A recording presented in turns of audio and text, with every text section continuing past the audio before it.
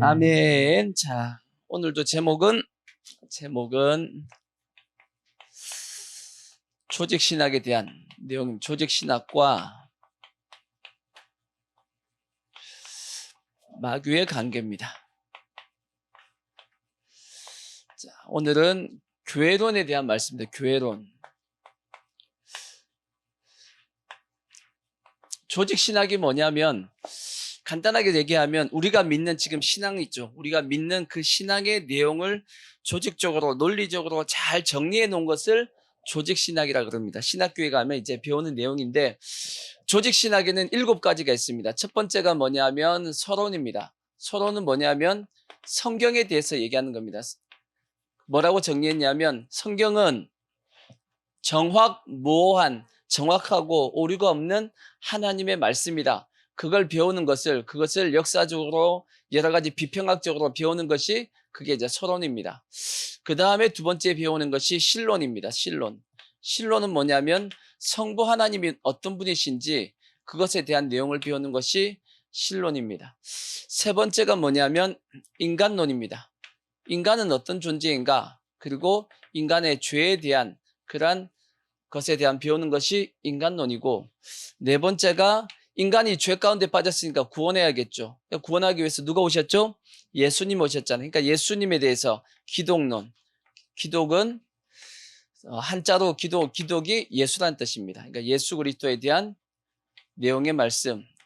그 다음에 5번 구원받은 성도가 어떻게 구원을 받냐 하는 것에 대해서 기록한 것이 구원론입니다. 이것은 누가 구원의 주체냐? 성령님이 하시기 때문에 성령에 대한 내용의 말씀이 구원론이고, 6번째가 오늘 이제 하는 구원받은 성도가 어디에 속해야 되냐면 교회에 속해야 되죠. 그래서 교회에 대한 우리의 신앙생활에 대한 내용이 교회론이고, 마지막 7번째가 종말론입니다. 종말론. 우리가 죽음 이후에 어떻게 되는지, 그 다음에 주님이 다시 재림하실 때 어떻게 재림하시는지에 대한 내용이 기록되어 있는 것이 종말론입니다. 이렇게 7가지가 뭐냐면 조직신학의 내용인데, 자, 오늘은 이제 교회론입니다. 교회론. 우리의 신앙생활에 대한 내용의 말씀을 쭉 이제 설명하는데 어려운 내용은 없습니다. 교회론 하면 우리가 다 알고 있는 내용입니다. 교회생활을 어떻게 해야 되냐? 가장 기본적인 것은 예배에 대한 내용이죠. 주일 성수. 그 다음에 예배는 또 어떻게 드려야 되냐? 기도, 찬송, 말씀, 헌금 이러한 내용들, 그런 걸 배우는 것이 교회론이고, 그 다음에 신앙생활 가운데 우리가 또 교회 안에서의 정치가 있죠. 교회 정치적인 내용, 뭐 장로교 정치는 어떻고 감리교 정치는 어떻고 어떻게 교회를 운영해 나가는지에 대한 설명과, 그 다음에 교회에서 행해지는 여러 가지 성례가 있습니다. 세례식도 있고 그 다음에 성찬식도 있고, 그런 것들은 어떻게 하는지 그런 것을 종합적으로 다 공부하는 것이 뭐냐면 그것이 교회론입니다. 자, 바로 이제 넘어가자고요. 이러한 교회론에서 찾아오는 마귀의 관계입니다. 마귀가 어떻게 성도들을 미혹하는지, 어떻게 신앙생활을 제대로 하지 못하게 하는지 그에 대한 말씀을 드리겠습니다. 핵심적인 내용은 뭐냐? 우리가 예수 믿었잖아요. 예수 믿었는데 구원받았다고 해서 지금 당장 우리의 구원이 완성된 건 아니잖아. 그죠? 구원의 완성은 언제 이루어져요? 구원의 완성은 우리가 죽어가지고 하나님의 심판대 앞에 설 겁니다. 심판대 앞에 섰을 때 너는 어디에? 오른쪽에. 너는 양이야. 오른쪽에. 그때 결정이 나는 겁니다. 왼쪽 그럼 골치 아파지잖아. 그죠? 그럼 골치 아파집니다. 그러니까 제가 자주 말씀드렸듯이 심판대는 2개가 있다고 말씀했어요. 하나님의 심판대가 하나가 있고, 그 다음에 그리스도의 심판대가 있습니다. 하나님의 심판대는 우리가 잘 알고 있는 양과 염소를 나누는 심판대입니다. 우리가 잘 아는 백부장 심판이라고 생각하시면 됩니다. 그러니까 거기서 양과 염소를 나누고, 양을 또 따로 하나님께서 또 심판을 하십니다. 그것이 뭐냐면 그리스도의 심판대예요. 고린도후서 5장 10절을 보면 우리가 선악 간에 행한 것에 따라서 하나님께서 또 심판을 또 하십니다. 선을 많이 행했으면 하나님께서 상급을 많이 주실 것이고, 악을 많이 했으면 거기에 대한 하나님께서, 예수님께서 징계를 하실 겁니다. 책망을 하시겠죠. 그러니까 우리는 이 2가지를 다 통과해서 주님 앞에 칭찬 듣는 그러한 신앙이 꼭 돼야 되겠죠. 아멘. 그때 신앙이 완성되는 겁니다. 그래서 구원을 받았다 한다 할지라도 우리의 구원이 완성될 때까지 그 과정 속에서 우리의 신앙이 바르게 잘 자라기 위해서는 반드시 우리는 신앙생활을 잘해야 된단 말이에요. 아멘. 구원을 뺏기면 안 될 거 아니야. 그죠? 구원을 잃어버리면 안 되니까. 그러기 위해서는 우리가 어떻게 되냐면 교회 생활을 잘 해야 되는데 그것이 뭐냐면 우리는 반드시 어디에 속해야 되냐? 몸에 붙어야 됩니다. 몸. 그러니까 마귀는 우리를 어떻게 하면 신앙생활 못하게 할까? 그러면 몸에서 세 가지입니다. 첫 번째는 뭐냐면 몸에 붙지 못하도록 하는 겁니다. 붙지 못하도록. 몸이 뭐죠? 몸은 그리스도의 몸. 그리스도의 몸은 어디요? 교회요. 그 다음에 머리는 예수님이요. 그 다음에 각각의 지체는 우리의 성도라고 되어 있습니다. 자, 아까 읽었던 고린도전서 12장 27절 마지막 절을 보시면 뭐라고 되어 있냐? 너희는 그리스도의 몸이요. 교회는 그리스도의 뭐요? 몸이고 지체의 각 부분이라. 너희는 지체의 뭐다? 각 부분이다. 성도는 지체의 각 부분이다.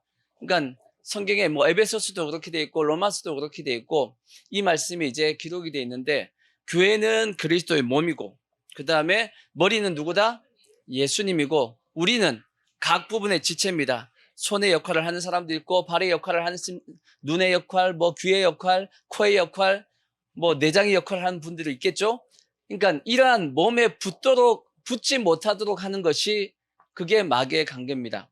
그 다음에 두 번째, 그 다음에 붙어 있는 성도가 떨어지게만 몸에서 뭐하게 떨어지게 만드는 거. 이게 또 마귀가 교회에 붙어있는 성도를 떨어지게 만들려고 또 관계를 펼친단 말이에요. 그 다음 세 번째는 몸에는 붙어있고 떨어지진 않았는데 자라지 못하도록 합니다. 이해가 되시죠? 자라지 못하도록 마귀가 끊임없이 관계에서 마귀가 교회 생활을 제대로 못하게 하고 신앙생활 제대로 못하게 해서 그리스도에게서 떨어져 나가게끔 만들려고 하는 것이 그게 마귀의 관계란 말이에요. 그러니까 우리는 어떻게 해야 돼? 정반대로 해야겠죠? 반드시 몸에 어떻게 하려고? 붙으려고 애를 써야 됩니다. 아시겠죠? 그 다음에 정반대 또 몸에서 절대 안 떨어지려고 해야 돼. 딱 붙어 있어야 되고 그 다음에 붙어 있다라면 거기서 튼튼하게 잘 우리의 지체가 자라려고 해야지만 우리가 마귀의 관계를 이기고 어디까지 들어가냐면 구원이 완성이 되어지는 겁니다. 아멘. 그래서 오늘 세 가지입니다. 마귀가 그러면 몸에 붙지 못하도록 하는 것이 뭐가 있냐? 그 첫 번째가 뭐냐면 주일 성수입니다. 주일 성수. 오늘 이제 다 주일 성수가 난리인데 자, 한번 이렇게 생각해 보자고. 지체가 몸에서 떨어지면 어떻게 돼요? 이 지체가 몸에 붙어 있으면 이쁘단 말이에요. 그죠? 이쁘다고. 근데 몸에서 떨어지는 순간 뭐가 되죠? 지체가 아니고 장애가 아니고 시체가 돼요. 시체. 무섭잖아. 여러분 한번 생각해 봐요. 손이 이렇게 붙어 있으니까 안 무섭지. 이게 떨어져 나가 있어. 저기 따로 떨어져 있어 봐봐. 안 무섭겠어요? 성경에 보면 그런 내용이 있어요. 어디 있냐면 다니엘서에 보면 있어. 다니엘서에 보면 벨사살 왕이 이제 교만해가지고 하나님의 성전 기구를 가지고 술 마시고 우상 숭배하고 막 했단 말이에요. 그러니까 갑자기 뭐가 나타나가지고 손가락이 하나가 탁 나타나더니 벽에다가 글씨를 썼다고. 그러니까 그걸 보고 왕부터 시작해가지고 모든 신하들이 다 얼어버렸어요. 왜? 무서워가지고. 그러니까 떨어져 있으면 무섭습니다.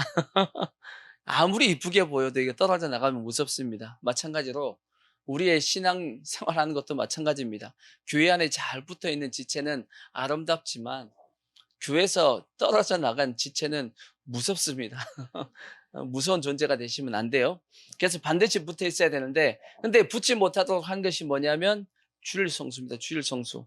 오늘 다 지금 설날인데 아마 오늘 주일 못 지키는 분들 되게 많을 거야. 지금 여기도 지금 우리 교회 성도들 중에서도 이게 시골 가가지고 다른 데서 예배 드리는 분들이 있을 거야. 근데 그게 아니고 아마 집에서 못 빠져나와가지고 못 드리는 분들도 있을 거야, 아마. 지금 저한테 연락이 안 오는데, 다음 주에 혼내. 이게 오늘은 아마 엄청 많을 겁니다.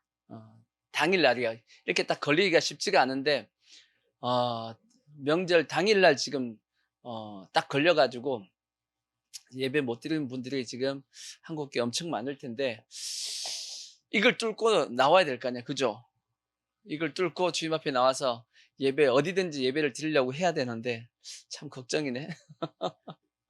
주일 성수, 마귀는 어떻게 하든지 뭘 못하게 하려고, 주일을 못하게 하려고 아마 그러고 있을 겁니다.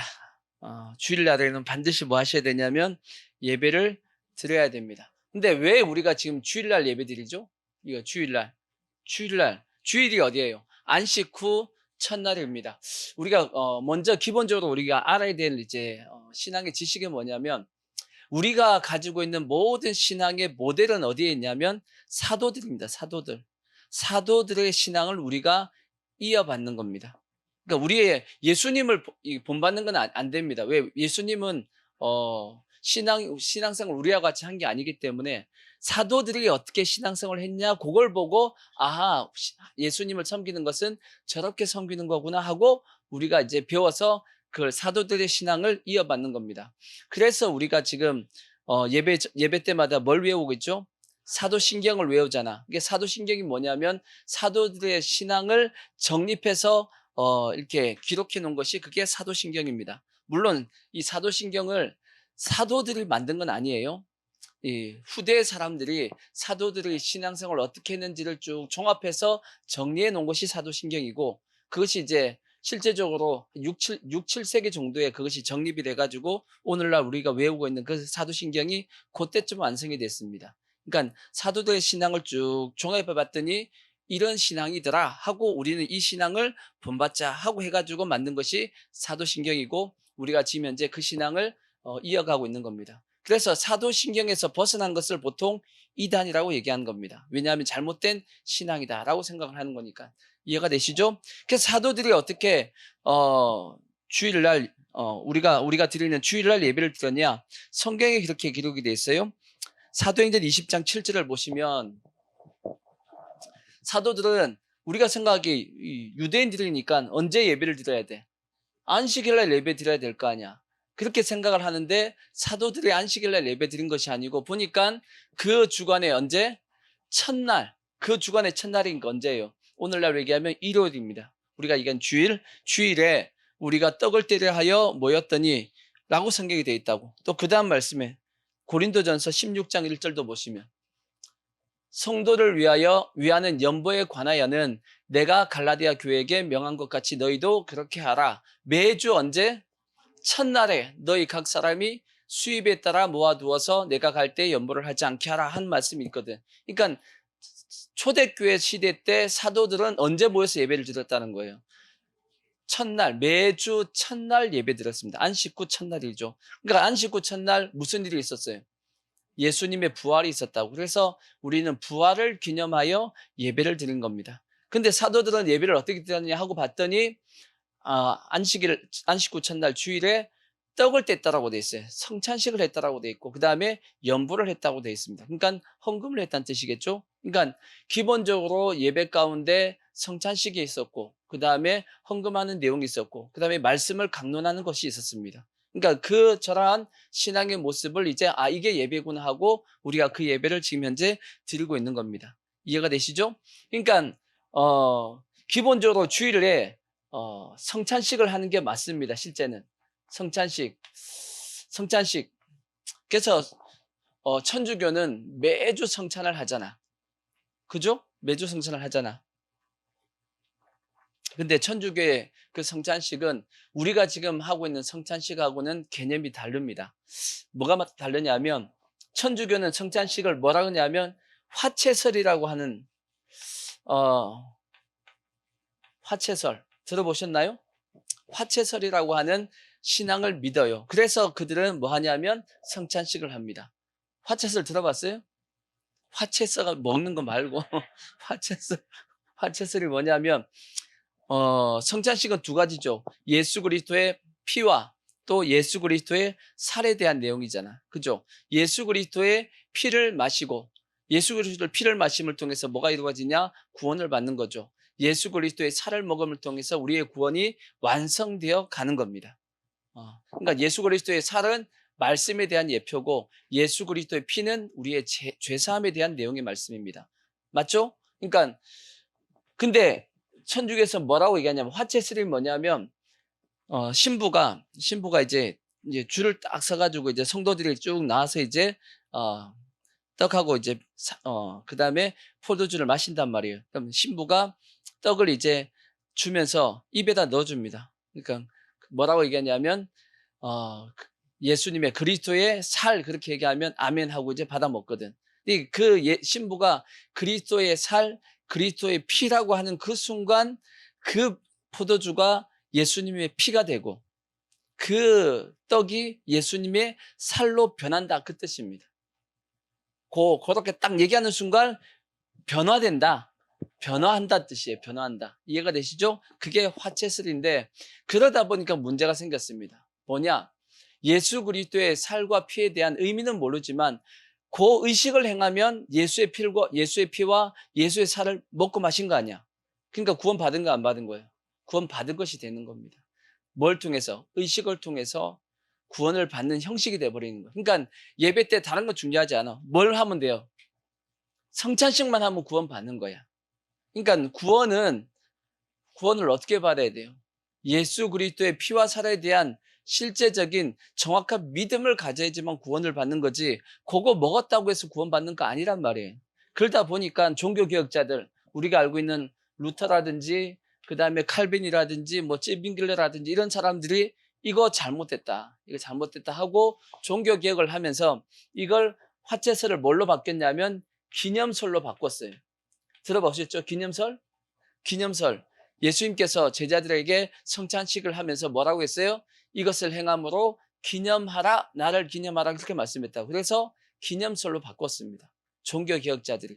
그러니까 예수의 피와 살에 대한 그리고 이제 칼빈은 뭐라고 얘기했냐면 화채설이 아니고 중요한 것은 이것을 기념하면서 예수 그리스도의 피와 살에 대한 의미를 정확하게 아는 것이 그것이 더 중요하다. 성찬식이 중요한 것이 아니고 예수 그리스도의 피의 의미와 예수 그리스도의 살에 대한 의미가 더 중요하다라고 이제 칼빈이 이제 강조했거든. 우리 칼빈이 이제 장로교니까. 그래서 칼빈주의 우리 이제 장로교는 그것을 더 중요하게 생각합니다. 그래서 성찬식은 보통 1년에 한 번 정도 하고 그다음에 이제 예수 그리스도의 피와 살에 대한 의미를 더 강조한단 말이에요. 왜? 그것을 진짜 알고 믿어야지만 구원을 받는 거니까. 아멘? 그럼 예수 그리스도의 피에 대한 의미를 한번 잠시 설명드릴까요? 예수 그리스도의 피. 어떻게 피가 우리 예수 그리스도의 피를 통해서 우리 죄가 용서함 받죠? 근데 왜 예수의 피가 우리의 죄를 용서를 하냐? 그것에 대한 성경의 말씀을 몇 가지 한번 볼게요. 레위기서 17장 11절을 보시면 레위기서 17장 11절을 보면 이 말씀 때문이에요. 육체의 생명은 뭐에 있다? 피하고 생명은 같은 겁니다. 성경에 같다고 되어 있어요. 육체의 생명은 피에 있다. 내가 이 피를 너희에게 주어 제단에 뿌려 너희의 생명을 위하여 속죄하게 하였나니 생명이 어디에 있다? 생명은 피에 있다라고 되어 있어요. 피가 죄를 뭐 한다? 속한다. 속한다는 게 뭔 뜻이에요? 산다. 용서한다 그 뜻입니다. 피 흘림이 없은즉 죄사함이 없느니라 그랬겠죠. 그러니까 피를 흘림을 통해서 뭐가 되어진다? 죄를 속하게 되고 그걸 통해서 생명을 얻게 된다 그 뜻입니다. 이것이 하나님께서 구약에 제정하신 법입니다. 그래서 12절 그러므로 내가 이스라엘 자손에게 말하기를 너희 중에 아무도 피를 먹지 말며 너희 중에서 거류하는 거류민이라도 피를 먹지 말라 하였나니 모든 이스라엘 자손이나 그들 중에 거류하는 거류민이 먹을 만한 짐승이나 새를 사냥하여 잡거든 그것에 피를 흘리고 흙으로 덮을지니라. 모든 생물은 그 피가 생명과 뭐다? 피와 생명은 하나다. 그렇게 말씀했어요. 하나님이 정하신 법입니다. 그러므로 내가 이스라엘 자손에게 이르기를 너희는 어떤 육체의 피든지 먹지 말라 하였나니 모든 육체의 생명은 그것의 뭐인즉 피인즉 그 피를 먹는 모든 자는 끊어진다라고 말씀했어요. 그래서 피와 생명은 하나로 묶여져 있습니다. 그래서 피 흘림을 통해서 죄를 용서한다라는 하나님의 법이 있단 말이에요. 그래서 구약에서는 인간의 죄를 용서하기 위해서 어떻게 했나요? 짐승의 피를 흘려가지고 죄를 어떻게 했죠? 죄를 속했단 말이에요. 이해가 되시죠? 근데 성경은 뭐라고 말씀하고 있냐면 이 짐승의 피가 온전하게 인간의 죄를 용서할 수 있냐라는 거지. 이 짐승의 피가 인간의 죄를 온전하게 용서시킬 수 있냐, 사할 수 있냐라고 의문이 품었단 말이에요. 그래서 사도 바울은 뭐라고 얘기하냐? 온전하게 인간의 죄를 용서할 수 없다라는 결론을 냅니다. 자, 그것이 어디냐면 히브리서 9장 9절을 보시면 이런 말씀이 있다고. 이 장막은 현재까지 비유니 성막입니다. 성막이니까 제사를 드리는 성막이죠. 이 장막은 현재까지 비유니 이에 따라 드리는 예물과 제사는 섬기는 자를 그 양심상 온전하게 할 수 있다 없다? 없다. 이제 죄를 온전하게 속할 수가 없다라고 말씀한 거예요. 이런 것은 먹고 마시는 것과 여러 가지 씻는 것과 함께 육체의 뭐일 뿐이고 예법일 뿐이고 뭐 할 때까지 그 개혁을 누가 하셨죠? 예수님이 하셨단 말이에요. 개혁할 때까지 맡겨둔 것이라. 이게 뭔 뜻이냐면 이렇게 한번 생각해 보자고요. 왜 모든 짐승의 피가 인간의 죄를 용서할 수 없을까요? 성경의 원리를 보면 이 땅에 있는 모든 짐승을 다 죽여가지고 우리 인간 한 사람의 죄를 용서하려고 해도 온전하게 용서할 수 없다라고 말씀합니다. 왜 그럴까요? 그 이유는 뭐냐면 이 땅의 모든 짐승보다 한 사람의 인간의 존재가 더 귀하기 때문입니다. 누가 보시기에? 하나님이 보시기에. 하나님은 이 땅의 모든 짐승보다 한 사람의 인간을 더 귀하게 보십니다. 그래서 아무리 짐승을 많이 잡는다 할지라도 한 사람의 죄를 뭐가 안 되냐면 살 수가 없는 겁니다. 그래서 온전하게 살 수 없다라고 말씀하셨어요. 근데 정반대로 얘기하면 그래서 이 땅에 누가 오신 거냐면 인류의 모든 인간보다 더 하나님이 보시기에 크신 분이 있어. 그게 누구예요? 그게 예수님이야. 하나님 자신입니다. 하나님 자신, 하나님의 형상인 자신이 이 땅에 오셔가지고 누굴 위해서? 인간의 죄를 위해서 피 흘려 죽겠다라는 겁니다. 이것은 인류의 모든 인간보다 누가 더 귀하다? 하나님 보시기에 예수 그리스도 하나님 자신이 더 귀하시기 때문에 자신을 이 땅에 오셔가지고 십자가의 죽음을 통해서 인류의 모든 죄를 다 뭐하겠다는 거예요. 사겠다라는 거지. 그래서 예수님의 그 피를 통해서 인류의 모든 사람의 죄를 넉넉하게 뭐 할 수 있냐면 사올 수 있는 겁니다. 아멘. 그러한 어떤 원리입니다. 하나님이 구약에 만드신 이 원리를 통해서 그래서 예수 그리스도의 피가 인류의 모든 사람을 다 뭐 할 수 있다고요? 살 수 있다. 그래서 우리가 뭐만 하면 예수 그리스도의 피를 믿기만 하면 예수님이 나를 위해서 십자가 죽으셨다라는 그 사실을 믿기만 하면 뭐가 되는 거예요? 죄를 사함 받는 겁니다. 이것은 하나님이 만드신 법이란 말이에요. 아멘.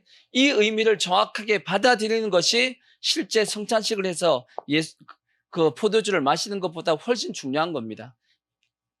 성찬식에서 예수 그리스도의 그 포도주를 마셨다고 해서 구원받는 것이 아니고 죄사함 받는 것이 아니고 그것은 단지 뭘 뿐이에요?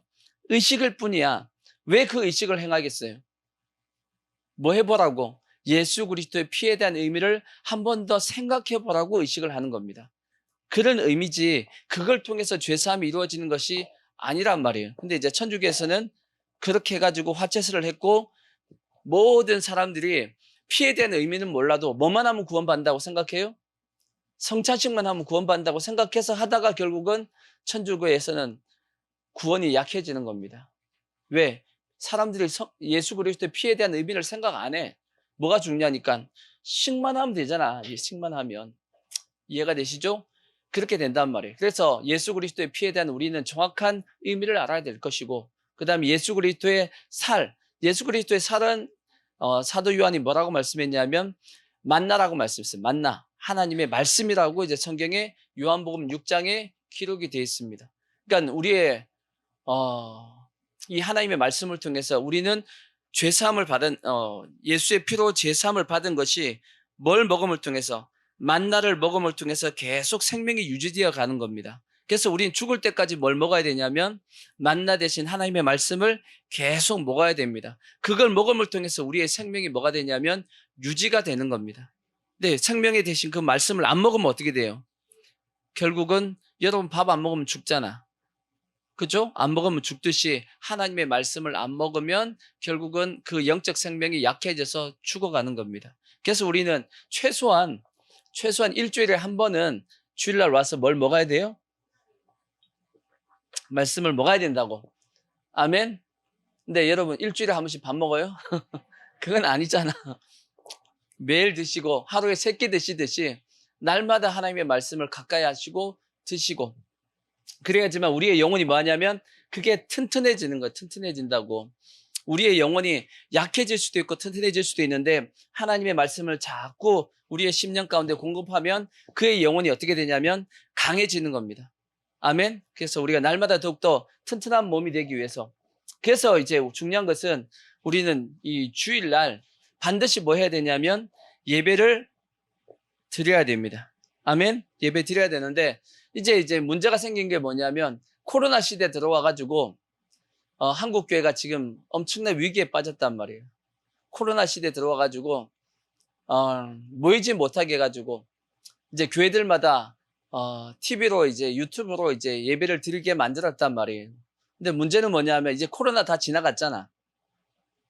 이제 마스크도 이제 이번 달까지 하고 이제 마스크도 벗는다는 얘기가 있습니다. 이제 굳이 마스크 안 써도 될 이제 전 세계에서 마스크 쓰고 있는 나라는 우리밖에 없어요. 중국하고 우리나라밖에 없어. 전 세계 이미 다 풀었습니다.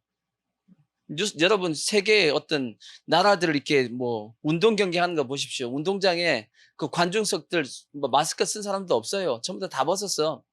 외국에 다녀오신 분들 들어보면 공항에 마스크 쓰고 다니는 사람은 한국 사람밖에 없대. 한국 사람만 마스크. 그래서 이게 외국에 놀러 가신 분들은 외국 공항에서 마스크 다 벗는답니다. 왜냐하면 다 벗었는데 우리만 쓰고 있으니까 이게 좀 창피하잖아요. 그러니까 다 벗다가 한국 공항에 딱 내리는 순간 마스크를 다 다시 쓴대, 이렇게. 이게 지금 현재 한국의 모습이에요. 한국의 모습. 그러니까 이것도 이제 다 벗는다라고 얘기하는데 문제가 생긴 것이 뭐냐면 성도들이 다시 교회를 안 오고 있어요, 지금. 몇 달 전에, 조사한 내용에 보면 전체 성도들의 10%가 이미 떨어져 나갔습니다. 이미 교회에서 떨어져 나갔습니다. 10%가. 그러니까 여러분 한 영혼 구원하기가 쉬워요, 어려워요? 어렵단 말이에요. 한 영혼 구원시키려고 그렇게 예를 썼는데 지금 10% 한국교회 성도들의 10%가 교회를 안 오고 있어요. 떨어져 나갔다는 뜻입니다. 누구 죄냐? 제가 생각하기에는 목회자들의 죄입니다. 목회자들이 싸웠어야 돼. 예배만큼은 터치하지 말라 하고 우리는 죽어도 예배를 드리겠다 이렇게 나왔어야 되는데 여러분 기억하시나요? 코로나 전에 목사님들이 엄청나게 외쳤던 설교 내용이 있습니다. 그게 뭐냐면 예배에 뭘 걸자? 생명을 걸자, 목숨을 걸자. 목사님들이 맨날 설교했거든. 야, 하나님께서 미리 주신 말씀이야. 기억 안 나나요? 한동안 청년 집회, 찬양 집회, 모든 집회 목사님들 설교 내용이 다 그거였거든. 예배에 뭘 걸자? 목숨을 걸자 막 하고 그렇게 강조했는데 코로나가 왔더니 웬걸 다 도망가 버렸어. 이거는 뭔가 한국 교회가 크게 회개해야 됩니다. 크게 회개해야 되고 반드시 그러니까 결국은 그 코로나에 그래서 교회 못 가게 한 것도 결국은 어디에 붙지 못하도록 그러니까 몸에 붙지 못하도록 그러니까 주일 성수 계속 빠지다 보니까 점점 교회하고 멀어지고 결국은 교회를 떠나게 됐단 말이에요. 그러니까 누구한테 속은 거야? 마귀한테 속은 거예요, 지금. 마귀의 작전에, 마귀의 관계에 완전히 지금 한국교회가 걸려든 겁니다. 그러니까 이것은 목회자들이 회개해야 돼요. 목회자들이. 여러분, 절대 유튜브로 예배 드리면 안 돼. 유튜브로 예배 드리거나 TV로 예배 드리면 안 됩니다. 저도 이제 저희 교회도 2주 동안 예배를 못 드렸다고 코로나 걸려가지고 코로나 전체 한꺼번에 다 걸려가지고 2주 동안 예배를 못 드렸다고 저도 걸리고 다들 저 때문에 걸렸다고 얘기하는데 저, 제가 저기 집회 갔다 와가지고 제가 다 옮겼다라고 다들 이렇게 눈치를 줘가지고 근데 하여튼 제가 걸리고 쫙 다 2주 동안 이제 다 걸려가지고 2주 동안 예배를 못 드렸는데 그때 이제 집에서 저도 이제 인터넷으로 이제 TV 보면서 예배를 드렸다고요. 근데 예배가 안 돼. 예배 안 되더라고. 딴짓하고 소파에 앉아가지고 편하게 이렇게 앉아서 이거 보다 보니까 졸립고 이제 이렇게 저도 그런데 목사님 저도 그런데 그게 제대로 예배가 되겠어요? 성경은 분명히 예배는 몸으로 드려야 된다고 돼 있어. 자, 어디 있냐? 자, 로마서 12장 1절을 보십시오. 예배는 몸이 가야 되는 거예요. 몸이. 그러므로 형제들아 내가 하나님의 모든 자비하심으로 너희를 권하노니 너희 몸을 하나님이 기뻐하시는 거룩한 뭘로? 산 제물로 드려야 됩니다. 이는 너희가 드릴 뭐다? 이것이 영적 예배다. 몸이 안 가는 예배는 예배가 아니에요, 실제. 그래서 절대 인터넷 예배 속지 마시고 TV로 집에서 보는 예배 속으시면 안 돼. 그 예배 아닙니다. 안 나가 성도 있죠. 가난한 성도. 절대 그 제대로 된 신앙 아니고 다 마귀의 관계 다 뭐 한 거냐면 속고 있는 겁니다. 어쩔 수 없이 병상에 있다든지 어떤 어쩔 수 없는 상황이 있죠. 그럴 때야 그럴 수 있어. 근데 그것이 아니고 일상적인 삶 가운데서 주일날 교회 안 가서 그냥 집에서 예배 드리겠다? 그거는 예배 자체가 아니다 라고 여러분이 알고 계셔야 돼요. 아시겠죠? 실제적으로 하나님께서 기뻐하는 예배는 뭘까? 라고 생각해 보면 저기 북한이나 중국의 지하교회 있잖아요. 그분들 한번 생각해 보시면 우리가 드리는 예배가 얼마나 지금 편하게 드리는지 생각해 보셔야 돼. 중국이나 북한 지하교회 같은 경우는 소리도 크게 못 내요. 물론 이제 중국 같은 경우는 이제 멀리 떨어져 산속이나 그렇게 들어가서 이제 예배를 드립니다. 그러니까 상관이 없지만 북한 같은 경우는 찬송을 어떻게 부른대요? 입만 뻥긋뻥긋 한대잖아. 왜? 소리가 나가면 돼요, 안 돼요? 삼족이 멸하는데 찬송도 세게 못 부르고 그 다음에 말씀도 제대로 못 전합니다. 그렇지만 그들은 중심에 예배를 드린다고 목숨 걸고 진짜 예배를 드리는 겁니다. 그러니까 그런 걸 생각해 보면 우리가 진짜 우리가 신앙생활 편하게 하고 있다라고 생각하시고 절대 주일을 마시면 안 되냐면 빠뜨리시면 안 됩니다. 주일 예배 못 드리게 하는 것이 뭐냐? 그것이 마귀의 관계입니다. 그러니까 반드시 우리는 뭐 하셔야 되냐? 주일날 교회 오셔가지고 예배를 드려야 돼요. 아시겠죠? 그래야지만 몸에 제대로 붙을 수 있습니다. 그 다음에 또 하나 많이 하는 것이 뭐냐면 11조입니다. 11조. 11조 때문에 교회 안 오신 분들이 또 많아.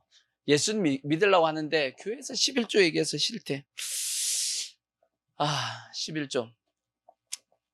11조 해야 되냐 안 해야 되냐. 자, 일단 구약 성경을 보자고요. 말라기서 3장 8절을 보시면 말라기서 3장 8절을 보면 이런 말씀이 있습니다. 사람이 어찌 하나님의 것을 도둑질하겠느냐. 그러나 너희는 나의 것을 도둑질하고도 말하기를 우리가 어떻게 주의 것을 도둑질하였나이까 하는도다. 이는 곧 11조와 봉헌물이라. 너희 곧 온 나라가 나의 것을 도둑질하였으므로 너희가 저주를 받았느니라. 11조 누구 거래요? 11조 하나님 거래요. 그러니까 그거 가져가면 뭐라고요? 도둑놈이래요. 그리고 저주를 받는데요. 정반대로 얘기하면 만군의 여호와가 이르노라. 너희의 온전한 11조를 창고에 들여 나의 집에 양식이 있게 하고 그것으로 나를 시험하여 내가 하늘 문을 열고 너에게 복을 쌓을 곳이 없도록 붙지 아니하나 보라. 그러니까 온전한 12조를 드리면 하나님께서 뭐 하시겠다라고요? 하늘 문을 열어서 우리에게 복을 쌓을 곳이 없도록 주시겠대. 11절 만군의 여호와가 이르노라. 내가 너희를 위하여 메뚜기를 검하여 너희 토지 소산을 먹어 없애지 못하게 하며 너희 밭에 포도나무 열매가 기한 전에 떨어지지 않게 하리니 너희 땅이 아름다워짐으로 모든 이방인들이 너희를 복되다 하리라. 만군의 여호와의 말이니라. 뭔 뜻이냐면 저주 안 받게 만들겠다. 너희가 행한 대로 너희가 노력한 만큼 너희가 보상을 받게끔. 그러니까 우리가 보통 물질도 마찬가지죠. 물질을 많이 벌었다 할지라도 새 나가는 것이 많으면 다 빠져나가잖아. 하나님께서 그 새 나가는 것을 뭐 해주겠다? 막아주겠다라고 말씀한 것이 11조에 대한 내용의 말씀이에요. 그런데 이런 얘기를 하면 또 얘기합니다. 뭐라고 얘기하냐면 구약이잖아. 말라기 구약이잖아. 신약은 율법이 지난데 왜 신약 성도들이 11조를 드리냐고 또 얘기를 하시는데 예수님이 또 말씀했어요. 마태복음 23장 23절에 보면 이런 말씀이 있어요. 화 있을진저 외식하는 서기관들과 바리새인들이여 너희가 박하와 회양과 근처의 11조는 뭐하되 들이되 율법에 더 중한 바 정의와 긍휼과 믿음은 버렸도다. 그러나 이것도 뭐하고 행하고 저것도 버리지 말라. 그렇게 말씀했어요. 이것도 행하고 뭘 행하라는 거예요? 정의와 긍휼과 믿음으로 11조를 드려야 된다. 그건 행하고 율법의 11조에 대한 의미입니다. 그걸 행하고 저것도 버리지 말라는 저것은 뭐냐면 11조에 대한 행위입니다. 행위. 11조에 대한 행위도 뭐 하지 말라고요? 버리지 말라고 말씀했다고. 그러니까 이것이 예수님께서 언제 하셨단 말씀이냐면 십자가 지기 바로 전입니다. 십자가 지기 바로 전에 예수님께서 저 말씀을 하시고 십자가에서 예수님 죽으시고 부활 승천하셨죠. 그리고 초대교회가 세워졌습니다. 그러면 초대교회 성도들은 예수님께서 그 하셨던 말씀이 죽으시고 초대교회 전까지만 너희가 하라는 뜻이겠어요? 그건 아니잖아. 예수님께 저 때 말씀하신 거 보면 계속 하라는 얘기 아니겠어요? 계속 하라는 얘기겠지. 그렇게 충분히 우리가 여길 수 있죠. 그러니까 이 신약교회도 예수님께서 11조에 대해서 버리지 말라, 계속 하라고 말씀하신 내용입니다. 그렇게 생각하는 것이 더 그 내용 전체적으로 논리적으로 맞는 내용이란 말이에요. 그러니까 이것도 행하고 저것도 버리지 말라. 그러니까 11조에 대한 것을 버리지 말라고 말씀했어요. 근데 이제 중요한 것은 교회가 11조를 너무 강조하다 보면 새신자들이 당연히 부담 가는 것은 그건 당연합니다. 그러니까 당연하기 때문에 저는 이랬으면 좋겠어. 자, 고린도후서 9장 5절을 한번 보시면 고린도후서 9장 5절 그러므로 내가 이 형제들로 먼저 너희에게 가서 너희가 전에 약속한 연보를 미리 준비하도록 권하는 것이 필요할 줄 생각하였노니 이렇게 준비하여야 참 연보답고 억지가 아니니라. 이것이 곧 적게 심는 자는 적게 거두고 많이 심는 자는 많이 거둔다 하는 대로 하는 말이로다. 각각 그 마음에 정한 대로 할 것이요. 뭐대로?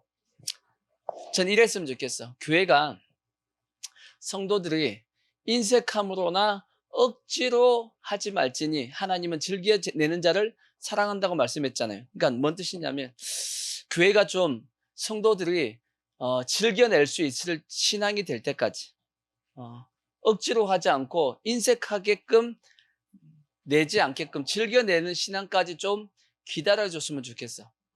교회가 좀 아직 그 마음이 준비도 안 됐는데 믿음이 안 됐는데 막 강조를 하다 보면 시험이 들어서 못 나오잖아. 안 나오려고 그러잖아.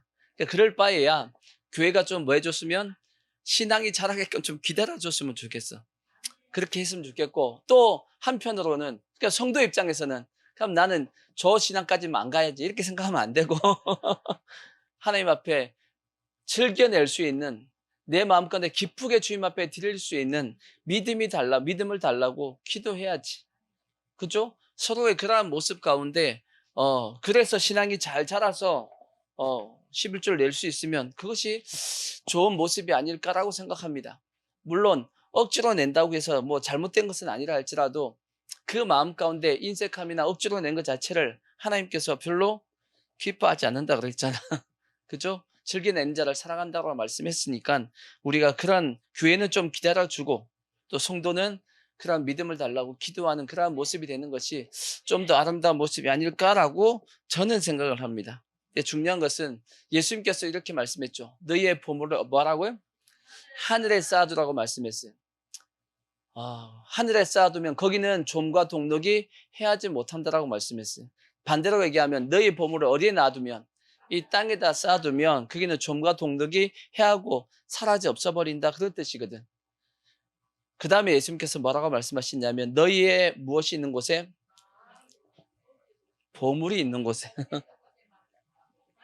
너희의 보물이 있는 곳에 너희의 마음도 있다 그렇게 말씀했어요.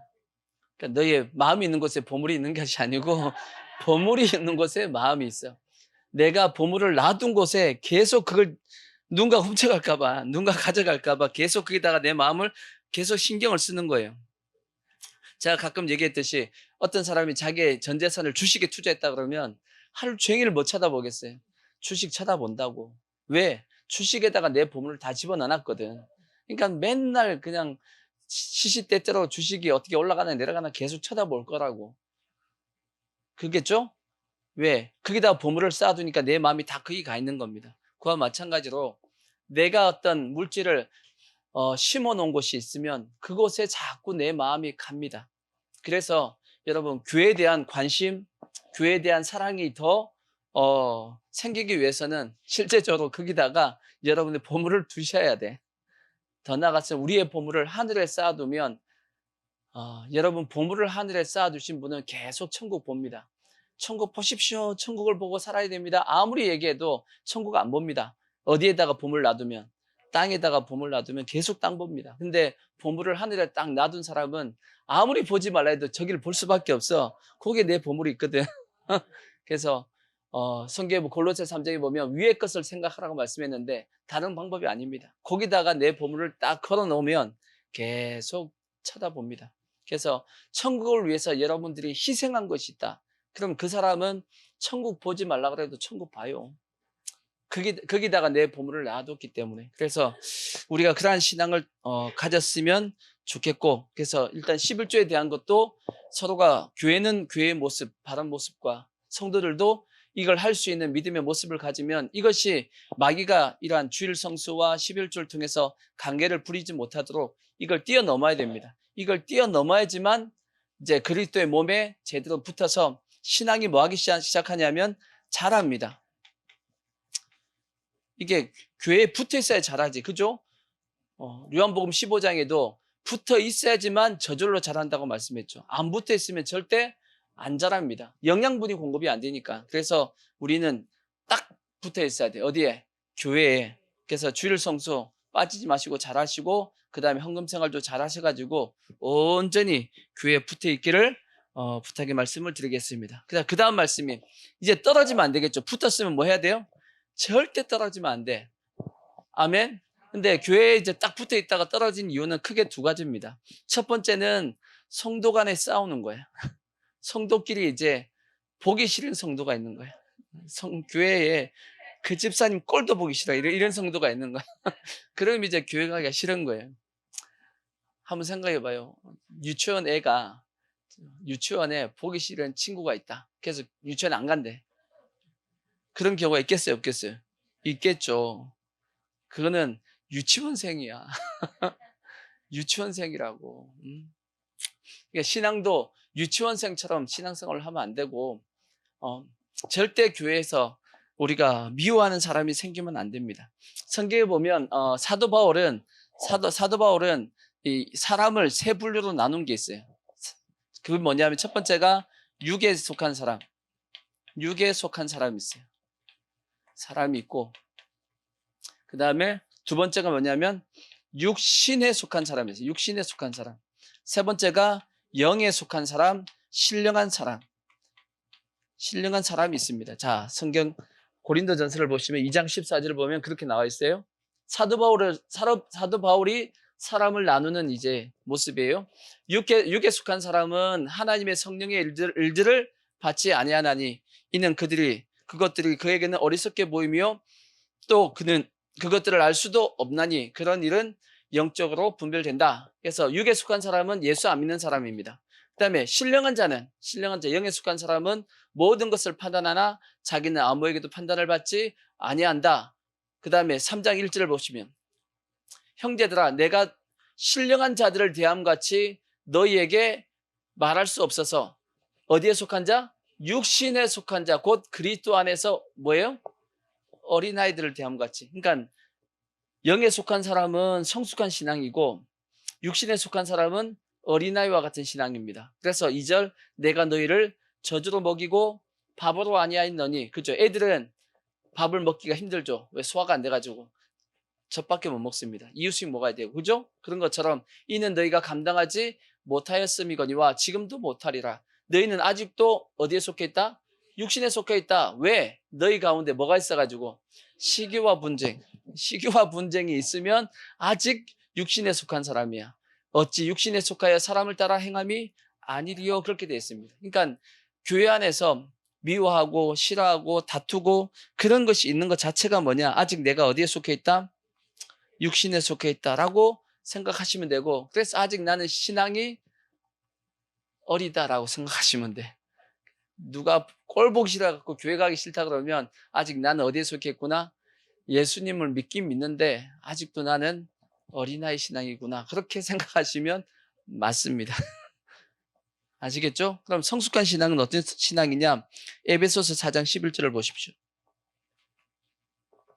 성숙한 신앙은 그가 어떤 사람은 사도로, 어떤 사람은 선지자로, 어떤 사람은 복음 전하는 자로, 어떤 사람은 목사로와 교사로 삼으셨으니 이는 성도를 어떻게 온전하게 하며 봉사의 일을 하게 하며 그리스도의 몸을 세우려 하심이라. 우리가 다 하나님의 아들을 믿는 것과 아는 일에 하나가 되어 온전한 사람을 이루어 그리스도의 장성한 분량이 충만한 데까지 이르리니 이는 우리가 이제부터 어린아이가 되지 않고 사람의 속임수와 간사한 유혹에 빠져 온갖 교훈의 풍조에 밀려 요동하지 않게 하려 함이라. 오직 사랑 안에서 참된 것을 하여 범사에 어디에까지? 그에게까지 자랄지라. 그는 머리니 곧 뭐다? 머리 예수님이다. 그에게서 온몸이, 예수님을 통해서 온몸이 각 마디마디를 통해 가지고 뭘 받고? 도움을 받아갖고 그 다음에 연결 다 되어가지고 그것이 다 결합되어서 각 지체의 분량대로 역사하여 그 몸을 자라게 하며 사랑 안에서 스스로 세운다라고 되어 있습니다. 이것이 교회가 하나로 묶여져 있는 아름다운 모습입니다. 그러니까 신령한 사람, 성숙한 사람은 뭐한 사람이냐면 아직 육신에 속해 있는 어린아이의 신앙을 뭐한 사람이냐면 돕는, 섬기는 그런 위치에 있는 사람이 누구냐 하면 그게 성숙한 신앙의 모습이란 말이에요. 이해가 되시죠? 그러니까 마귀는 어떻게든지 성숙한 신앙이 되지 않고 떨어지게 만들려고 계속 성도들 사이를 뭐 한다는 거예요? 이간질 시킨다는 뜻이에요. 이간질. 마귀는 이간질 시키는 겁니다. 끊임없이 다투게 만들고 분쟁을 하게 만들고 네가 맞네 내가 맞네 하게 만드는 거야.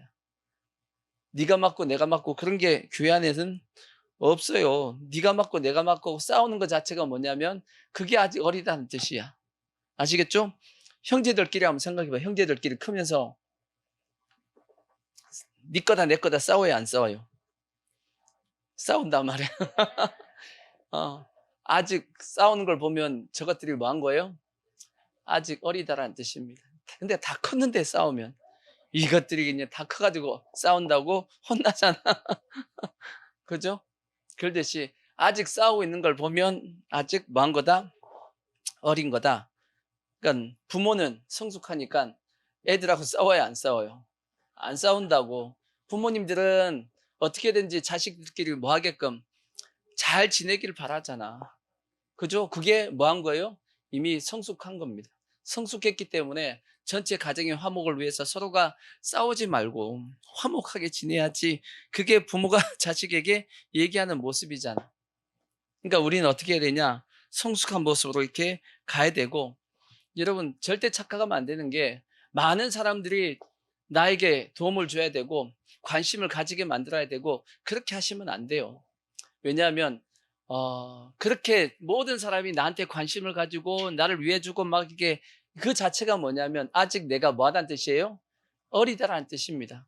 물론 새신자는 당연히 그렇게 돼야 돼. 새신자는 당연히 관심을 다 가져야지. 근데 신앙이 오래된데도 불구하고 계속 관심 받으려고 그러고 도움 받으려고 그러고 섬김 받으려고 그러고 그럼 돼요 안 돼요? 안 된단 말이에요 그 자체가.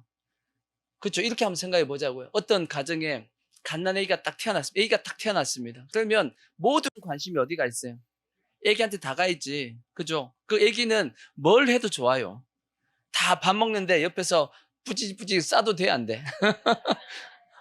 돼. 그 아기는 상관없어. 밥 먹는데 똥 싸든지 말든지. 똥 싸도 다들 뭐라 그래요? 아이고, 이뻐라. 똥이 황금색이네 하면서 이제 다 좋아하지. 똥 싸도 좋아해요. 새신자니까. 갓난 애기니까. 다들 자고 있는데 저녁에 엥 하고 울었어. 그러면 시끄럽다고 막 뭐라 그래요? 갓난 애기 안 걸잖아. 아이고 무슨 똥을 쌌나 뭐 배고프나 하고 다들 챙겨주지. 안 그런가요? 그 갓난애기 때문에, 갓난애기니까 그런 거야. 근데 그게 아니고 다 커가지고 밥 먹는데 똥 싸면 돼, 안 돼? 안 된단 말이에요. 이거는 다 크면 안 돼요. 크면 그건 혼난다고. 좀 참아야지. 그죠? 그런 것처럼 신앙이라는 것 자체가 어릴 때는 이해가 되지만 좀 신앙이 자라서 성숙한 모습이 돼야 되고, 더 나아가서는 다른 지체를 다 뭐 해야 되냐면 돕는 위치에 서야 된단 말이에요. 자, 그래서 아까 본문 말씀 보십시오. 고린도전서 12장 20절을 보시면 쭉 그런 설명을 한 겁니다. 이제 지체는 많으나 몸은 하나라. 그죠? 몸은 교회고 지체는 우리의 각 부분입니다. 눈이 손들어 내가 너를 쓸데없다 할 수 없죠? 눈이 손들어 너 쓸데없다. 쓸데없어요? 아니지, 쓸데있지. 그 다음에 머리가 발들어 내가 너를 쓸데없다 하지 못하리라. 그뿐 아니라 더 약하게 보이는 몸의 지체도 도리어 요긴하고, 우리의 몸의 지체 중에서 약한 부분이 어디예요? 약한 부분. 눈 같은 게 약하단 말이에요. 눈이 어떻게 보면 가장 약한 부분이죠. 만약 눈은 그래서 약간만 뭐만 들어가도, 먼지만 들어가도 눈은 난리가 납니다. 그러니까 모든 몸이 다 뭘 보호하고 있어요? 눈은 다 보호해요. 여러분 뭐가 확 날라온다 그러면 여러분 어떻게 해야 돼? 손으로 어디를 막아요? 여기 막어. 일단 왜 막아야 돼요? 이게 강하잖아. 강하니까 약한 걸 보호해야 되잖아. 그죠? 여기 오는 걸 대신 이렇게 막아요? 눈으로? 안 되잖아. 약한 것을 강한 것이 무조건 보호하게 돼 있어. 우리의 몸은 그렇게 돼 있다는 거예요. 그와 마찬가지로 교회도 똑같다라는 거지. 강한 지체가 약한 지체를 뭐 해야 된다? 보호하는 것이, 그것이 교회의 모습이어야지. 아멘? 그리고 약하게 보이는 몸의 지체가 도리어 근데 더 요긴하잖아. 그죠? 눈 같은 게 더 요긴하잖아. 그죠? 그 다음에 우리가 몸에 덜 귀히 여기는 그것들을 더욱 귀한 것들로 뭐 하며? 입혀주며 우리의 아름답지 못한 지체는 더욱 아름다운 것을 얻느니라. 이게 뭔 뜻이냐면, 우리의 지체 중에서 아름답지 않은, 여러분이 자꾸 귀에다가 걸고 목에다가 걸고 손에다가 끼고, 이게 왜 하는 줄 아세요? 안 이뻐서 그래. 거기다가 목에다가 뭐 하나 걸어주면 목이 되게 이쁘게 보여. 귀에다가 뭐 하나 걸어주면 귀가 이쁘게 보여. 이해가 되시죠? 그 내용입니다. 그냥 보기에는 별로 안 이쁜데 뭐 하나 걸쳐놓으면 되게 이쁘다고. 그래서 몸에 덜 귀히 여기는 그것들을 더욱 귀한 것들로 입혀주고, 우리의 아름답지 못한 지체는 더욱 아름다운 것을 얻게끔 해준다는 그 뜻이에요. 그만큼 연약한 지체를 더 챙겨준다, 그 얘기하고 싶은 거예요. 아멘. 그래서 24절, 우리의 아름다운 지체는 그럴 필요가 없느니라. 오직 하나님이 몸을 고르게 하여 부족한 지체에게 귀중함을 더하사. 몸 가운데 뭐가 없다? 그렇죠. 몸 가운데는 뭐가 없냐면 분쟁이 없어요. 분쟁이 없듯이 교회도 마찬가지입니다. 뭐가 있으면 안 된다고요? 분쟁이 있으면 안 된다고. 오직 여러 지체가 서로 같이 뭐 하게끔, 돌보게끔 해야 된다고. 만일 한 지체가 고통을 받으면 또 모든 지체가 함께 뭘 받아요? 고통을 받고, 한 지체가 영광을 얻으면 모든 지체가 함께 즐거워하죠. 그죠? 여기 손가락 하나만 여러분 살짝 여기 비워봐봐. 뭔 일을 하든지 여기 신경이 쓰여요. 그래서 뭘 딱 만지다가도 이렇게 만지잖아. 요거는 뭐예요? 건드리면 안 돼. 뭐 하니까? 아프니까. 모든 뇌부터 생각해가지고 아픈 지체를 다 뭐 하고 있냐면 다 보호하고 있어. 자동적으로 우리 몸이 그렇게 하듯이 교회도 그런 거다라는 거지. 그래서 여러분 절대 교회 내에서 어떤 사람이 있으면 안 되냐면 꼴 보기 싫은 사람이 있으면 안 돼. 자, 이 말씀도 보자. 로마서 12장 17절을 보시면 우리 이렇게 하셔야 돼요. 어떻게 해야 되냐? 로마서 12장 17절. 아무에게도 악을 악으로 갚지 말고 모든 사람과 사람 앞에서 선한 일을 도모하라. 할 수 있거든. 너희로서는 모든 사람과 더불어 뭐 하라고요? 화목하라는 거. 화목하라. 모든 사람과 더불어 뭐 하라? 교회에서는 화목하셔야 되고, 혹시 왼수 같은 사람이 있으면 내 사랑하는 자들아 너희가 친히 원수를 갚지 말고 하나님의 진노하심에 맡기라. 혹시 왼수 같은 사람이 있으면 어떻게 해야 되냐? 20절. 내 원수가 뭐하거든? 줄이거든 뭐하고 먹이고 목마르거든 뭐하게? 마시게 하라. 그리함으로써 내가 숯불을 그 머리에 쌓아 놓으리라. 숯불을 머리에 쌓아 놓으면 어떻게 된다 뜻이에요? 머리가 뜨끈뜨끈해지겠지. 이게 무슨 표현일까 이게? 부끄럽게 만든다는 뜻이에요. 그 사람은 나한테 악을 행했는데 내가 그 사람한테 도리어 선을 행하니까 그 사람이 뭐 한 거예요? 얼굴이 뜨끈해지는 겁니다. 부끄러워진다는 뜻이야. 그래서 악에게 뭐 하지 말고 지지 말고 선으로 악을 이기라고 말씀하고 있어요. 아멘. 그래서 절대 교회 내에서는 미워하는 사람이 있으면 돼야 안 돼요. 안 되고 여러분 미워하는 사람이 있으면 그 영혼을 위해서 오히려 더 뭐 하셔야 되냐면 기도해 주셔야 돼. 그리고 그 사람이 비록 악을 행했다 할지라도 우리의 마음 가운데는 그의 영혼을 생각하고 그의 영혼이 바르게 설 수 있게끔 기도해 주고 선을 행하는 것이 그것이 하나님께서 원하시는 모습이란 말이에요. 이렇게 하면 절대 꼴 보기 싫은 사람 때문에 교회 안 가지 않습니다. 교회 딱 붙어 있는다고 몸에. 이해가 되시죠? 자, 그 다음에 몸에 떨어지는 또 하나의 이유가 뭐냐면 이건 지체보다 더 문제가 되는 게 뭐냐면 목사님이 꼴 보기 싫은 거야. 목사님이 꼴 보기 싫을 때 어떻게 해야 되냐? 많습니다. 목사님이 꼴 보기 싫은 거야.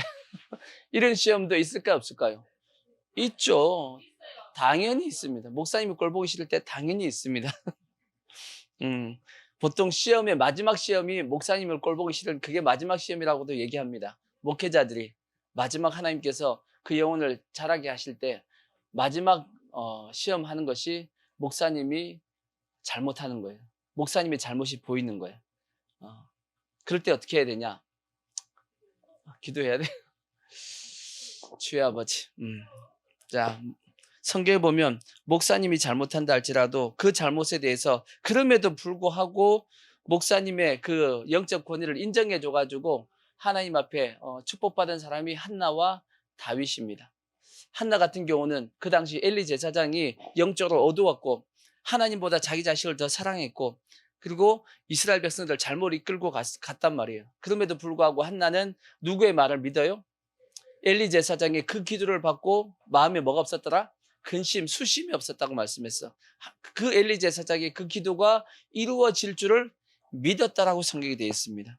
이러듯이 또 다윗 같은 경우도 하나님께서 사울 왕을 버렸단 말이에요. 이것을 다윗이 알았을까요? 몰랐을까요? 알았죠. 알았음에도 불구하고 다윗이 사울 왕을 죽일 수 있는 기회가 2번 있었어요? 없었어요? 있었죠. 근데 죽여요? 안 죽여요? 안 죽입니다. 왜? 하나님의 기름 부은 자를 죽일 수 없다라는 거지. 왜? 하나님께서 그것을 기뻐하지 않는다라는 겁니다. 그래서 여러분 절대 목회자는 여러분 실력 때문에 인정하시면 안 돼. 목회자의 실력이 있다, 능력이 있어서 내가 저분을 인정한다. 절대 그러면 안 됩니다. 목회자는 실력이 아니고 하나님이 세우셨다라고 생각하고 순종해야 됩니다. 이게 우리가 영적 권위에 대해서 바르게 행하는 모습이고 또한 성도들 중에서 목사님이 잘못해가지고 그런 경우도 있지만 성도들의 마음 자체가 교만해져가지고 목사님을 대적할 때가 있어. 목사님 보니까 내가 더 나아. 이럴 때가 있거든. 목사님 기도하는 것보다 내가 더 많이 기도하는 것 같아. 이런 생각이 목사님 기도 안 해. 내가 더 많이 해. 이런 생각이 들 때가 있고 목사님 말씀 보니까 내가 더 말씀 더 잘 아는 것 같은데 내가 더 은사가 더 세가지고 영빨이 더 센 것 같은데 이런 생각이 들 때가 있단 말이에요. 저도 있었어. 그게 하나님의 시험이 그렇게 이제 테스트해 보는 겁니다. 그렇게 해서 그 사람을 한번 테스트해 보는 거예요. 이럴 때 어떻게 해야 돼요? 이럴 때는 성경에 보면 이렇게 해가지고 하나님 앞에 뒤지게 죽은 사람들이 있어요. 그것이 누구냐면 미리암과 아론이 그래서 미리암이 문둥병에 걸렸잖아. 자, 성경에 보십시오. 자, 민수기 12장 1절을 보시면 모세가 일단 잘못을 했어요. 누굴 취했냐면 구스 여자를 취했어. 그 구스 여자를 취하였으므로 누가 모세의 누나였던 누나였던 미리암과 형이었던 아론이 모세를 비방했습니다. 그들이 이르되 여호와께서 절대 이런 얘기하면 안 됩니다. 여호와께서 뭐라고? 모세와만 말씀하셨느냐? 우리와도 말씀하지 아니하셨느냐? 하매 여호와께서 이 말을 뭐 했다? 들으셨더라. 하나님께서 기쁘게 들었다는 얘기예요? 아니면 뭐라고 이렇게 들었다? 하나님이 뭐라고 이렇게 들었다는 얘기예요? 그래서 14절 보십시오. 여호와께서 갑자기 모세와 아론과 미리암에게 이르시되 3명 나와 하고 불렀다는 얘기예요. 뭘 잘못했냐? 이 미리암과 아론이 하나님께서 모세와만 얘기하냐, 우리와도 얘기하지 않았냐라고 생각을 했던 겁니다. 자기들도 충분히 권위가 있다라고 생각을 했던 거죠. 근데 하나님이 세운 그 권위에 도전하게 됐는데, 결국은 그래서 미리암이 나중에 이제 문두병에 걸리는 사건이 터졌단 말이에요. 또 성경에 보면 이와 비슷한 얘기가 뭐냐면 고라당입니다. 고라당은 왜 생겼냐면, 모세가 자기 형을 대제사장 세웠잖아. 그죠? 모세가 자기 형 아론을 대제사장 세우고, 그거 이제 그 다음에 제사장은 다 누가 돼요? 아론의 후손이 다 뭐가 되는 거예요? 제사장이 되잖아. 그랬더니 고라당은 누구냐 하면 이제 같은 레위 지파입니다. 같은 레위 지파. 아니 왜 아론만 다 하냐는 거지. 그리고 그 자손만 다 제사장이 돼서 다 차지하냐 하고 모세에게 반기를 든 겁니다. 그 모세가 세웠어요? 아니요. 그 직분을 아론에게 대제사장 직분을 준 것은 모세가 준 게 아니에요. 누가 줬어요? 하나님이 준 거야. 그래서 저 사건 이후에 생긴 게 뭐냐면 아론의 쌍난 지팡입니다. 하나님께서 각 지파별로 지팡이 하나씩 다 깎아와. 그리고 아론은 아론 보고 깎아오라고 말씀하시고, 그리고 그것을 하나님의 법궤 앞에다가 하룻밤 두었더니 어디에만, 아론의 그 지팡이에만 싹이 피고 살구꽃이 피고, 아멘. 그런 일이 벌어졌죠. 그래서 백성들에게 뭘 보여줬냐면 하나님이 세웠다. 권위는 누가 세우는 거다? 하나님이 세우는 거지 모세가 지 맘대로 세운 것이 아니다라는 것을 보여줬단 말이에요. 그와 마찬가지로 절대 여러분, 권위는, 자 로마서 13장 1절을 보시면 모든 권세는, 성경에 뭐라고 돼 있냐? 각 사람은 위에 있는 권세들에게 뭐하라? 복종하라. 권세는 하나님으로부터 나지 않음이 없나니 모든 권세는 다 하나님께서 정하신 바라. 꼭 기억하시고, 더 심각한 말씀이 또 하나가 더 있어요. 그게 어디냐? 유다서를 보십시오. 유다서 1장 6절을 보시면 이런 말씀이 있어요. 또 자기 주의를 지키지 않고 자기 처소를 떠난 천사들을 큰 날의 심판까지 영원한 결박으로 흑암이 가두셨으며, 소돔과 고모라와 그 이웃 도시들도 그들과 같은 행동으로 음란하여 다른 주체를 따라가다가 영원한 불의 형벌을 받음으로 거울이 되었느니라. 그러한데 꿈꾸는 이 사람들도 그와 같이 육체를 더럽히며 권위를 업심여기며 영광을 비방하는도다. 천사장 미가엘이 모세의 시체에 관하여 마귀와 다투어 변론할 때 감히 뭘 못 썼어요? 비방하는 판결을 내리지 못하고 다만 말하되 주께서 너를 꾸짖으시기를 원하노라 하였거늘. 이 말씀이 뭐냐면 모세가 딱 죽었단 말이에요. 모세가 죽었는데 모세의 시체를 가지고 천사장 미갈도 왔습니다. 그 다음에 누구도 왔냐면 마귀도 왔어. 이 시체를 뭐 하려고? 서로 가져가려고. 왜 시체를 왜 가져가려고 그래요? 마귀가 왜 가져가려고 그랬을까? 예? 모세의 시체를 가지고 백성들 앞에 딱 보여서 뭐 하게 만들려고 그랬냐면 계속 모세를 우상숭배하게 만들려고 했단 말이에요. 근데 그래서 하나님께서 미가엘 천사를 보냈습니다. 저 모세의 시체를 봐라, 숨겨라. 백성들에게 알리면 안 된다. 저거 백성들이 알면 계속 찾아가서 왕릉을 만들어가지고 우상숭배한다. 저거 숨겨라. 그래서 모세의 시체는 어디 있는 줄 몰라요. 어디 있다라고 안 나와 있어. 그냥 느보탄에 죽고 그 시체를 모릅니다. 근데 미가엘 천사하고 이제 루시퍼하고 마귀하고 딱 이제 모세의 시체를 놓고 서로 딱 대면하게 되었는데, 미가엘 천사가 루시퍼를 향해서 뭘 못했냐면 얘 나쁜 놈하고 비방을 못했다는 얘기예요. 아니 우리가 생각해 보면, 아니 천사장 미가엘이 마귀인데 마귀한테 왜 비방을 못하냐? 왜 비방을 못하냐면 원래 천사장 미가엘은 누구 밑에 있었어요? 이 마귀 루시엘 천사 밑에 있던 천사였단 말이야. 그러니까 자기 원래 누구였냐면 자기 상관이었다고. 자기 상관이었는데 타락해가지고 마귀가 됐단 말이에요. 이렇게 됐으면 당연히 미가엘 천사가 하나님이 더 세잖아. 어떻게 보면 하나님의 편이잖아. 비방할 수 있을 텐데 비방을 못하는 겁니다. 왜? 원래 자기의 상관이었기 때문에. 그래서 자기는 비방하지 못하고 뭘 가지고 오냐면 마귀보다 더 권위가 센 뭘 가지고 와요? 예수님의 이름을 가져오는 거예요. 그래서 주께서 너를 꾸짖으시기를 원한다 라고 얘기를 하는 겁니다. 우리가 생각하기에 이게 이해가 안 되는 부분이지만 그게 영적인 세계라는 거예요. 영적인 세계가 그렇다라는 거지. 그러니까 절대 여러분 뭐 하시면 안 되냐? 목회자에 대해서 비방하지 말라고. 비방하지 마십시오. 여러분이 아무리 옳다 할지라도 목회자를 비방하는 것 자체를 하나님이 기뻐하지 않습니다. 그러니까 목회자는 누가 세웠다?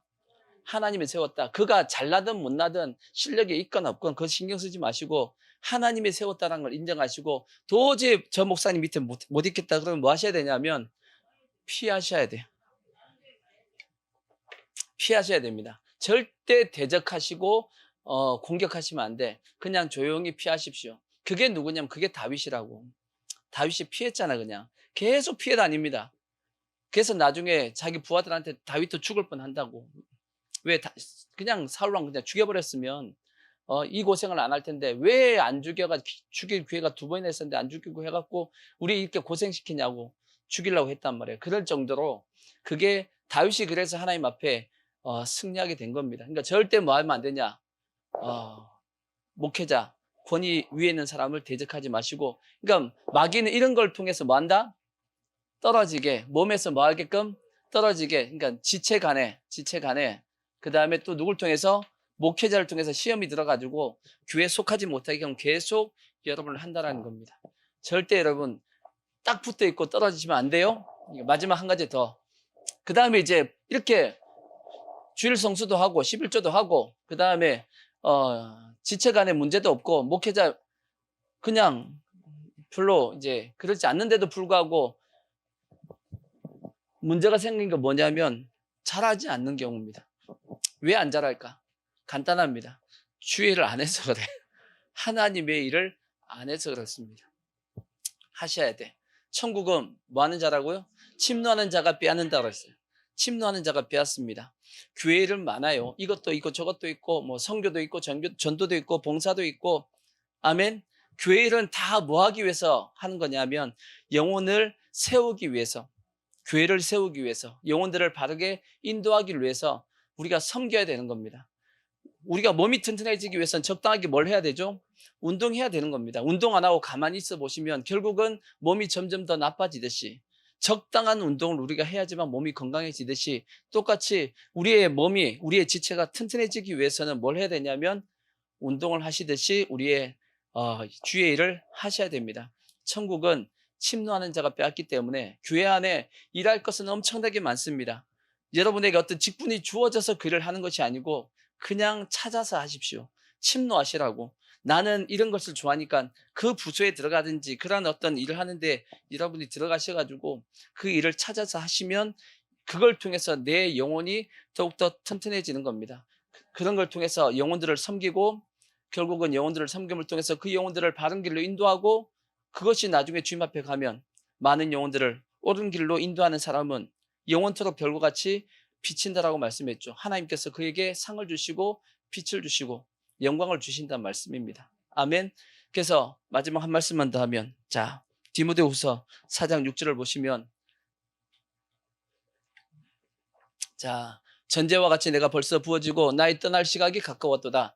나는 선한 싸움을 싸우고 나의 달려갈 길을 마치고 믿음을 지켰으니 이제후로는 나를 위하여 의의 멸관이 예비되었으므로 곧 이루어진 재판장이 그 나라에 내게 주실 것이며 내게만 아니라 주의 나타나심을 사모하는 모든 자에게도다. 사도 바울이 죽음을 앞두고 나서 뭐라고 말씀하냐면 내 인생을 이제 나는 잘 살았다고 얘기하는 겁니다. 나의 믿음을 지키고 선한 싸움을 싸우고 나의 달려갈 길을 뭐 했다고요? 마쳤답니다. 그래서 이제 주님 앞에 가면 주님께 나에게 뭘 주실 거다? 의의 면류관을 주실 거랍니다. 그럼 우리도 나중에 죽음을 앞두고 어떻게 고백해야 돼요? 사도 바울과 같이 우리도 고백할 수 있어야 되잖아. 최소한 어느 정도 주님 앞에 나의 달려갈 길을 갔어야지. 출발도 안 오가 있으면 되겠냐고. 달려가야죠. 아멘. 어차피 주님 앞에 설 때 주님이 다 우리를 심판하실 거잖아요. 심판하실 때 잘했다 칭찬 들어야 될 거 아니야. 안 그런가요? 칭찬 들어야지. 그래서 책망 들으면 안 될 거 아니야. 주님께서 우리 각자에게 다 주신 사명이 있습니다.